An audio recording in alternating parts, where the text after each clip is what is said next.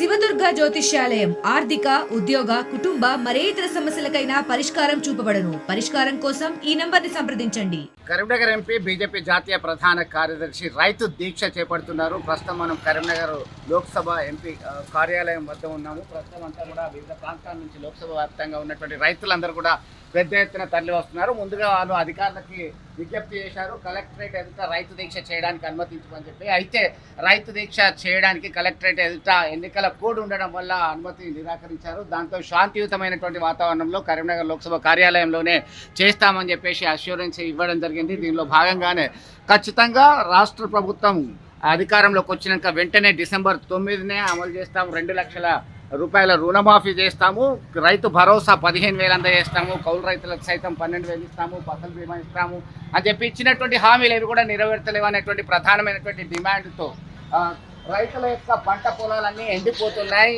వాళ్ళ పట్ల నిర్లక్ష్య వైఖరి ఎందుకు అనేదాన్ని నిరసిస్తూ ప్రశ్నిస్తూ మరొకసారి దీక్షకు సిద్ధమైనటువంటి నేపథ్యం. ఈ మరికొద్దిసేపట్లో ఈ రైతు దీక్ష ప్రారంభం కానుంది.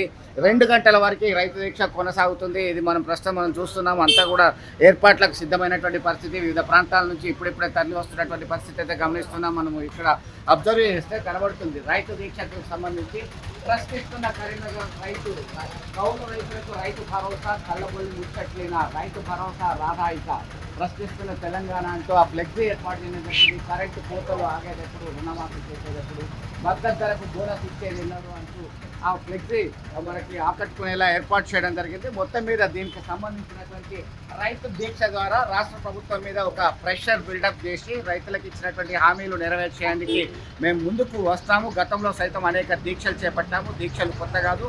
రైతుల పక్షాన, ప్రజల పక్షాన పోరాటం చేసేది తాము మాత్రమే అని చెప్పేసి ఇండికేషన్ ఇవ్వడం జరిగింది. ఇప్పటికే వివిధ ప్రాంతాల్లో ఆందోళన కార్యక్రమాలు చేపట్టడం జరిగింది. ఎంఆర్ఓ కార్యాలయాల ఎదుట సైతం ఆందోళన చేసి వారు విజ్ఞప్తి చేసినటువంటి పరిస్థితి మనకు తెలిసిందే. మరికొద్ది సేపట్లో కాబోతున్నటువంటి రైతు దీక్ష 2 గంటల వరకు కొనసాగేటువంటి అవకాశాలు అయితే స్పష్టంగా కనబడుతున్నాయి. మొత్తం మీద రాష్ట్ర ప్రభుత్వం ఇచ్చినటువంటి హామీలను వెంటనే నెరవేర్చాలనేటువంటి ప్రధానమైనటువంటి డిమాండ్.